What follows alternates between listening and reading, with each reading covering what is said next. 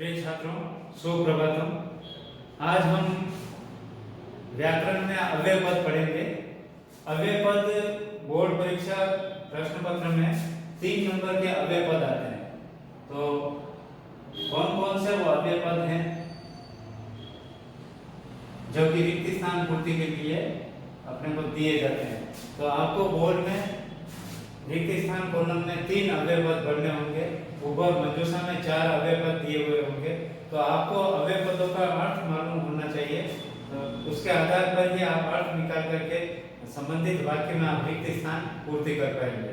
तो पहले हम अव्यय पदों को यहाँ लिख करके देखेंगे, एक तरफ अव्यय पद और दूसरी तरफ उनके अर्थ। तो आप इन अव्यय पदों के अर्थों को, अव्यय पद और अर्थों को लिख लेकर उसके बाद वाक्यों में रिक्त स्थान पूर्ति करके अभ्यास करें। तो सबसे पहले क्रम संख्या में आप देखेंगे अव्यय पद इस तरीके से लिखना है। अव्यय पद फिर अर्थ, ये पूरा एक कॉलम हो गया। इसी तरीके से दूसरी बार और यहाँ पर भी अव्यय पद, फिर इसके सामने अर्थ। आपको कम से कम मैं यहाँ 50 से 60 अव्यय पद लिखवा रहा हूँ। तो इन अव्यय पदों का आप अपनी अभ्यास पुस्तिका में होता है। पहले प्रश्नवाचक अव्यय पदों को हम लिखेंगे।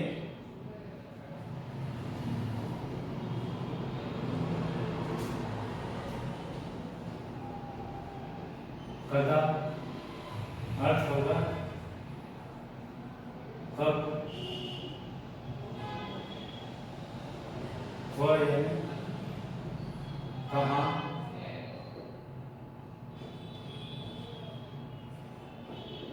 कुतः कहाँ से,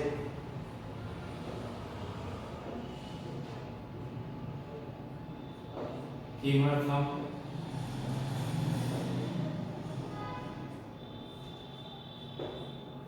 किस लिए,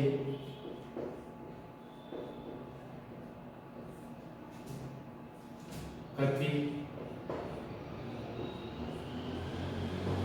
कति कितना, कितना भी हो सकता है। स्त्रीलिंग के लिए कितनी भी लिख सकते हैं, कितना या कितनी। कियत,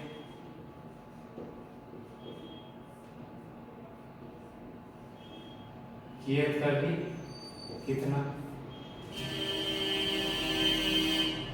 ऐसे ही किम, किम का अर्थ होता है क्या। अब किम शब्द के तीनों लिंगों के जो शब्द रूप हैं आपको पूर्व क्लासों में भी पढ़ाए गए हैं। 9th में भी आपको बताया कि किम शब्द के पुल्लिंग कह दो के, कम को कान, केन काव्याम के, कस्मे काव्याम के, और ऐसे ही स्त्रीलिंग में का के का, काम के का, फिर नपुंसक लिंग में किम के कानी, किम के कानी, केन काव्याम के, वकिश पुल्लिंग की तरह। तो ये तीनों लिंगों के शब्द रूप आपको याद होने चाहिए। ये प्रश्न बनाने के लिए बहुत ही उपयोगी है। जब आप प्रश्नवाचक कोई भी पद बनाएंगे तो किम शब्द की जरूरत पड़ेगी।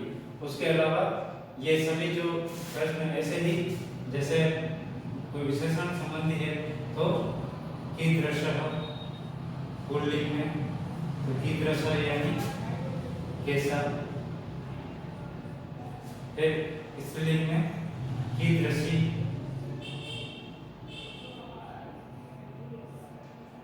कीदृशी यानी कैसी। ऐसे ही कीदृशम,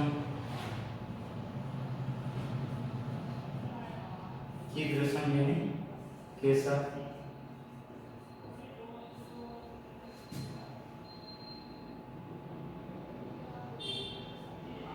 इन सब से आपके प्रश्नवाचक बनते हैं।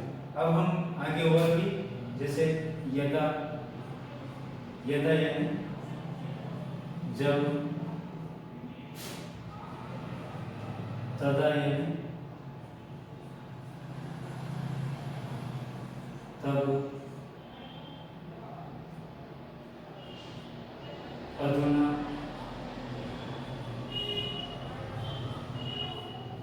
इस समय, इस समय या अब भी कह सकते हैं कि वर्तमान के लिए प्रयोग में आता है।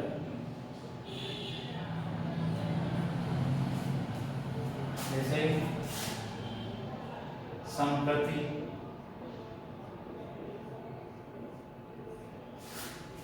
ये भी इस समय,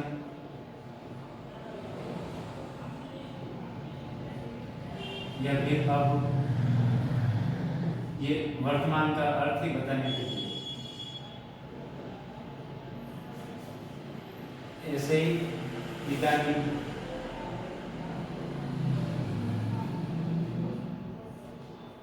इदानीं यानी ये भी इस समय, वर्तमान। ये तीनों शब्द अधुना, इदानीं और संप्रति, ये सभी वर्तमान समय यानी अब मुझे ये करना चाहिए। इदानीं अहम इदं करोमि, इस समय मैं ये करूँगा। इदानीं अहम संप्रति अहम इदं करिष्यामि, इस तरीके से। फिर अपि, भी,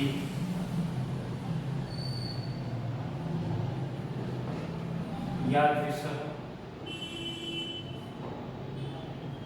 जैसा, यादृशम्, ये नपुंसक लिंग में जैसा, ऐसे ही यादृशी स्त्रीलिंग के लिए जैसे। फिर तादृश, जैसा, तादृशम,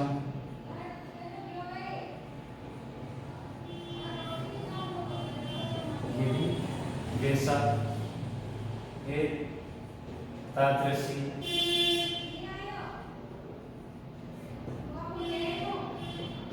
जैसे। जैसे किसी ने प्रश्नवाचक में जब प्रश्न पूछा है कि कीदृश, सः बालकः कीदृशः अस्ति, सः बालकः ईदृशः अस्ति, सः बालकः तादृशः अस्ति, सः बालकः यादृशः अस्ति, इस तरीके से वापिस जैसा, तैसा, कैसा, इस तरीके से। इसी प्रकार ईदृश, तो जैसे ईदृश, ईदृश यानी ऐसा,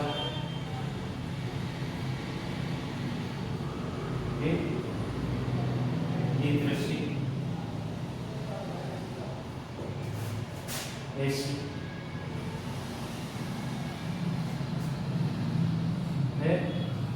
ईदृशम,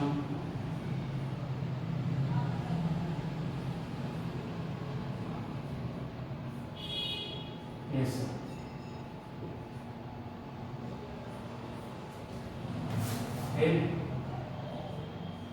नूनम, निश्चय ही, नूनम यानी निश्चय ही। नूनम के साथ एक खलु शब्द भी आता है, तो खलु का अर्थ भी निश्चय ही होता है। खलु यानी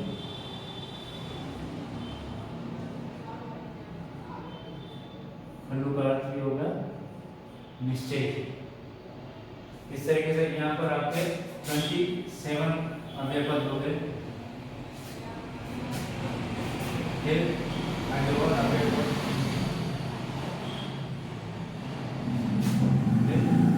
अर्थ 27 बार 28, 29, 30, 31, 32, 33, 34, 35, 38, 39। अब जैसे समयवाचक कोई शब्द बताना है आपको कि जिसमें समय को आपको दर्शाना है, तो समय के लिए जैसे अद्य, अद्य यानी आज, स्व, कल, ये कल स्व आने वाली यानी भविष्य काल के, आगे कोष्टक में आने वाला व्यक्ति है। ऐसे ही यह यानी कल बीता हुआ।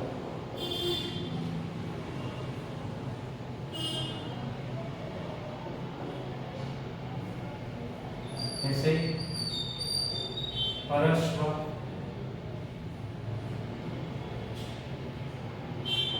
परस्व यानी परसों आने वाला।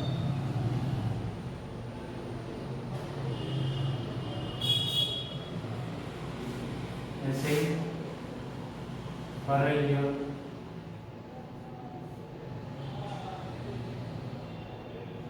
परसों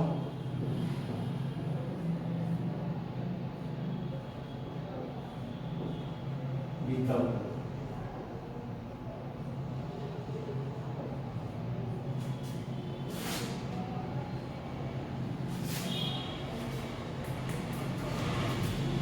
इसके बाद यावत,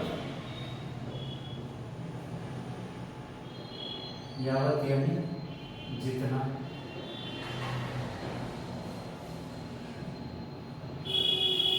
तावत,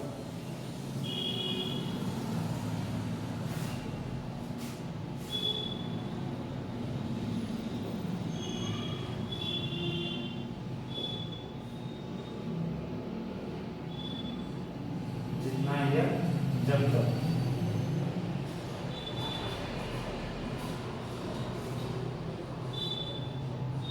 तावत यानी तब तक।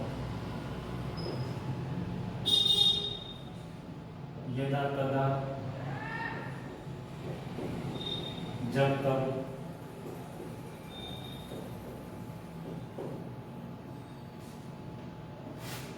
यदा तदा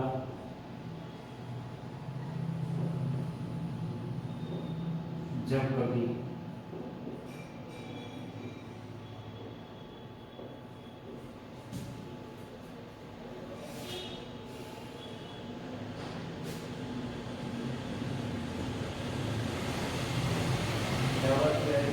यावत का जितना या जितनी अर्थ भी ले सकते हैं, ऐसे तावत उतना भी ले सकते हैं। तावत यावत यानी जब तक, तावत तब तक, यदा तदा जब तक, यदा कदा जब कभी, शनै धीरे। और शनै को डबल बार दिया जाता है। शनै शनैः वायु प्रवहति, इस तरीके से आता है। शनै शनैः तो अर्थ होगा धीरे धीरे।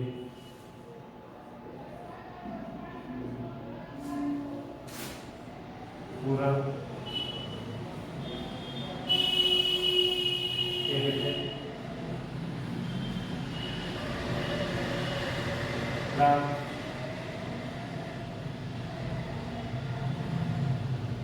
कभी पहले।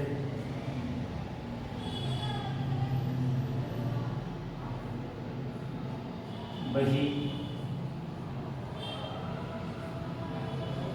वही बाहर।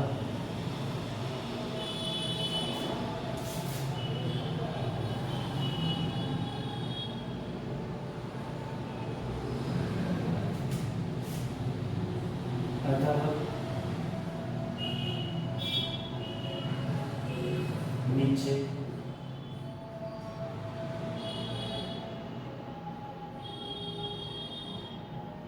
ऊपरी,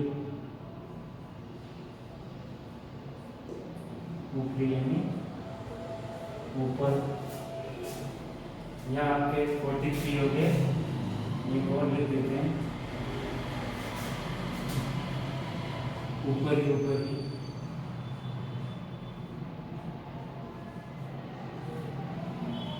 ऊपर ऊपर,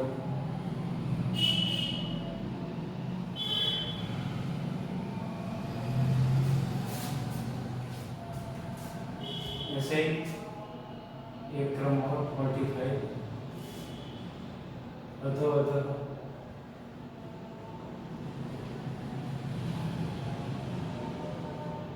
नीचे नीचे,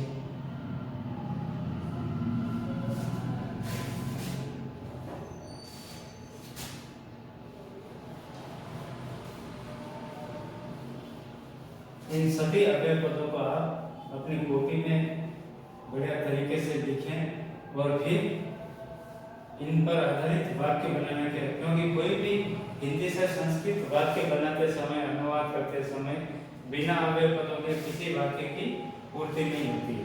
तो आप अव्यय पदों को जरूर लिख करके पूर्ति करें और फिर वाक्य बनाने का अभ्यास करें, ताकि कौन सा अव्यय पद कहाँ पर सही बैठता है तो उसका आप तरीके से आप इनकी पूर्ति करें। मैंने यहाँ पर 45 के करीब अव्यय पद लिखवाए हैं। अब आपको जैसे कोई वाक्य पूर्ति करना कि मैं आज गांव और जाऊंगा, तो अगर जैसे आपको पता है कि आज के लिए क्या शब्द प्रयोग करना है, जैसे अर्थ, तो आप तुरंत वाक्य बना लेंगे।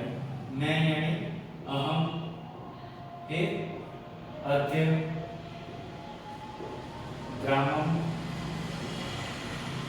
और गमिष्यामि।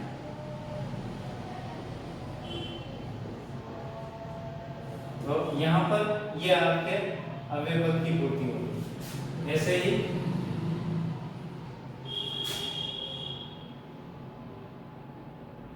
गजब, शनैः शनैः,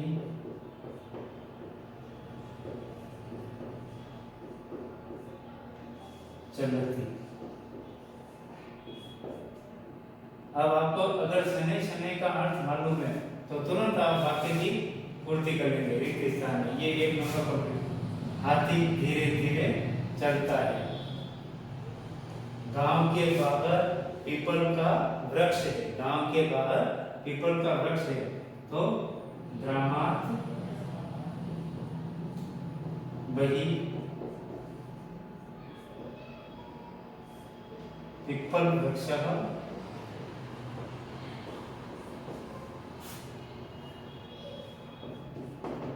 अस्ति। अब आप सरल वाक्य बनाते हैं और अव्यय पदों की धीरे धीरे पूर्ति कर रहे हैं। जब शाम यहाँ आएगा तब मैं जाऊंगा, जब शाम आएगा तब मैं जाऊंगा। तो जब के लिए यदा श्याम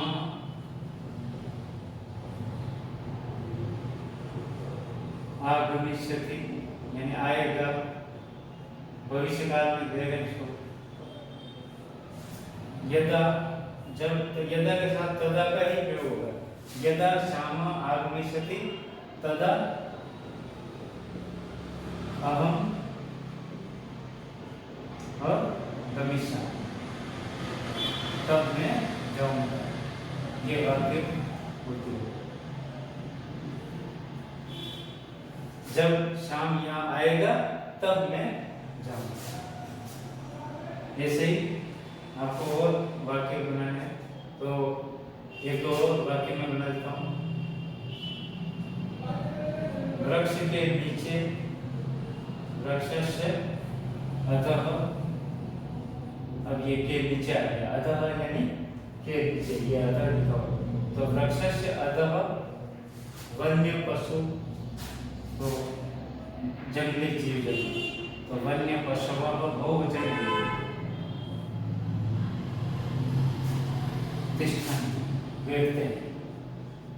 वृक्ष के नीचे जंगली, जंगल के पशु पक्षी बैठते हैं, तो वृक्षस्य अधः। ठीक है। ऐसे ही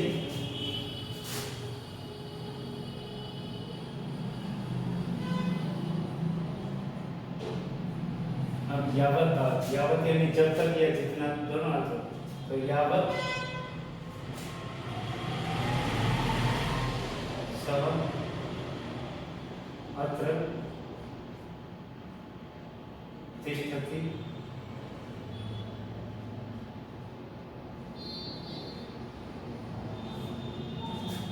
जब तक वह यहाँ बैठता है तावत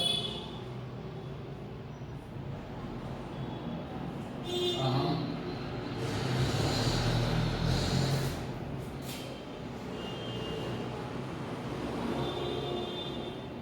भोजनम करूँ।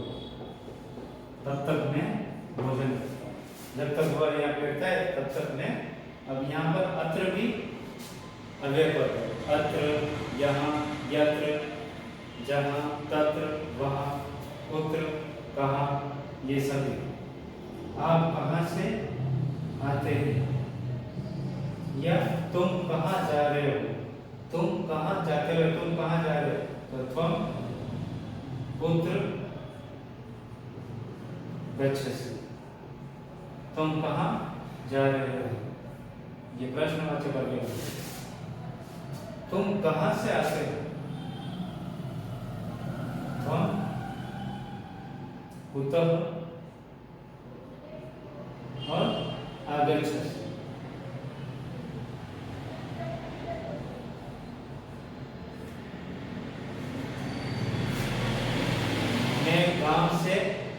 मैं भी गांव से आता हूं, तो फिर अब मैं भी, तो अहम अपि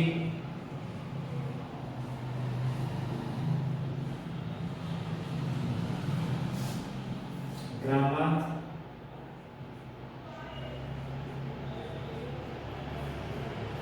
आगच्छामि।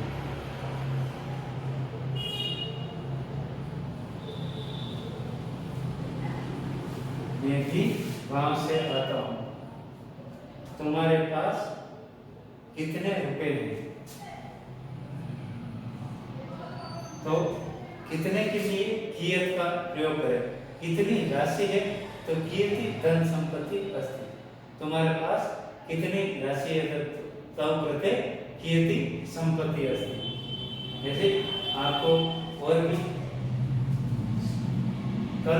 कल मेरा मित्र यहाँ आएगा, स्वः यानी आने वाला कल, स्वः मम मित्रम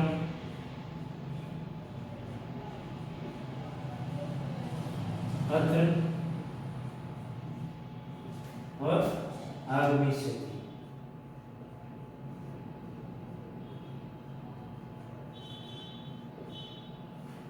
इस प्रकार आपके ये 10 वाक्य हो गए। जहां पर मैंने इनको अंडरलाइन किया, ये सभी अव्यय पद है। तो आपके एग्जाम में इसी तरीके से 3 या 4 वाक्य लिखे हुए आएंगे, ऊपर मंजूषा दी हुई होगी, उसमें 3-4 अव्यय पद लिखे होंगे। आपको 3 अव्यय पदों की पूर्ति करनी है, पर सोच समझ के। अगर आपको इन अव्यय पदों के अर्थ मालूम है, तब तो आप निश्चित ही ये 3 नंबर प्राप्त कर लेंगे। तो आप सभी छात्र ये सभी अव्यय पद लिख करके अपनी कॉपी में लिख करके अभ्यास करें, और इस तरीके से वाक्य लिख करके फिर रिक्त स्थान पूर्ति करने का अभ्यास करें। धन्यवाद।